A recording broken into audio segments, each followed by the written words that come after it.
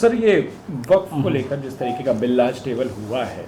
سب سے پہلے تو اس پر آپ لوگوں کا کیا ریئیکشن ہے؟ نہیں، ہم لوگوں کا ماننا یہ ہے کہ آلریڈی تو وقف ایکٹ 1995 ہے، اور اس کے بعد اس میں جو 2013 میں امینڈمنٹس ہوئے وہ مور دین انف ہیں for the management security and safety and development of the وقف پراپرٹیز. لہٰذا کسی بھی قسم کے نئے امینڈمنٹ کی ضرورت نہیں ہے. ہاں یہ ضروری ہے کہ آلریڈی جو ایکٹ ہے اس کو ان لیٹر اینڈ اسپرٹ اس کا امپلیمنٹیشن کو انشور کیا جائے، اور یہ ذمہ داری صرف سرکار کی نہیں ہے بلکہ ہم سب کی بنیادی طور پہ یہ ذمہ داری ہے.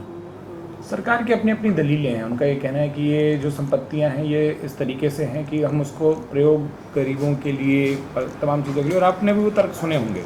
جو آ رہے ہیں، ان ترکوں پر آپ کا جواب اور ان ترکوں پہ کتنی ستیتا آپ دیکھتے ہیں؟ نہیں، جتنا جو بھی اس سلسلے میں وقف پراپرٹیز کو لے کر کے ایک نیریٹو ڈیولپ کیا گیا ہے اس میں بہت سی غیر مناسب اور غلط باتیں کہی گئی ہیں. مثال کے طور پہ جو ایک بڑا فگر شو کیا گیا ہے کہ اتنے لاکھ کروڑ کی پراپرٹیز ہیں اور ان کا صحیح استعمال نہیں ہو رہا. اس سلسلے میں سب کو اپنے ذہن میں یہ بات رکھنی چاہیے کہ پہلی بات تو یہ کہ ہمارے بزرگوں نے اپنی پرسنل پراپرٹی کو ثواب کی نیت سے اللہ کی راہ میں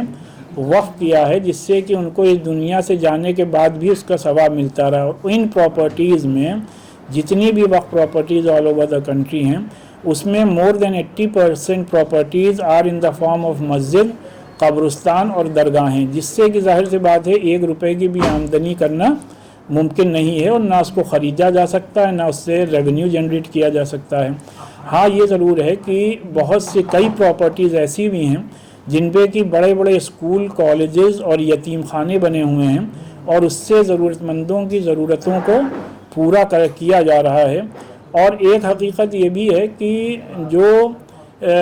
کئی پراپرٹیز ایسی ہیں جن کو کہ غیر قانونی طریقے سے بیچ دیا گیا ہے یا اس پر لوگوں کا قبضہ ہے، غیر قانونی قبضہ ہے، ان لوگوں کے خلاف قانونی کارروائی کو ضرور انشور کرنا چاہیے. اور اس سلسلے میں بھی موجودہ ایکٹ میں مور دین انف پروویژنس موجود ہیں.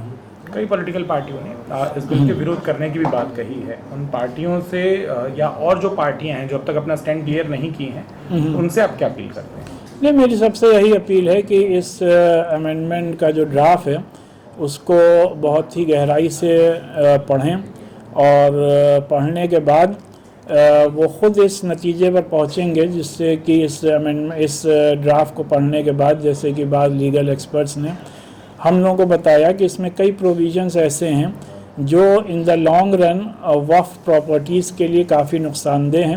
جس میں کہ جیسے کہ اس میں over riding powers district magistrate کو دے دیے گئے ہیں. اس میں نان مسلمس کو بھی ایز اے ممبر بنانے کی بات کہی گئی ہے. اس میں جو وقف بائی یوزرز ہوتا ہے وہ کہیں نہ کہیں سے ڈینجر زون میں آ رہا ہے. پھر آپ سب کو معلوم ہے کہ آرٹیکل 26 نے ہر شہری کو اپنے مذہب کے مطابق، اپنے کسٹم ٹریڈیشن اور اپنے رسپیکٹیو مذہبی لاز کے مطابق اپنی انڈومنٹ اور وقف پراپرٹیز کے استعمال کا پورا حق اور اختیار دیا ہے، اور وہ اختیار ظاہر سی بات ہے مسلمانوں کو بھی حاصل ہے. تو ان کا مینجمنٹ وہی لوگ کر سکتے ہیں جو کہ جن کا کہ تعلق اس مذہب سے ہو، اور جو کہ اپنے مذہب کے کسٹم ٹریڈیشن، روایات اور اس کے قوانین کو جانتے ہوں.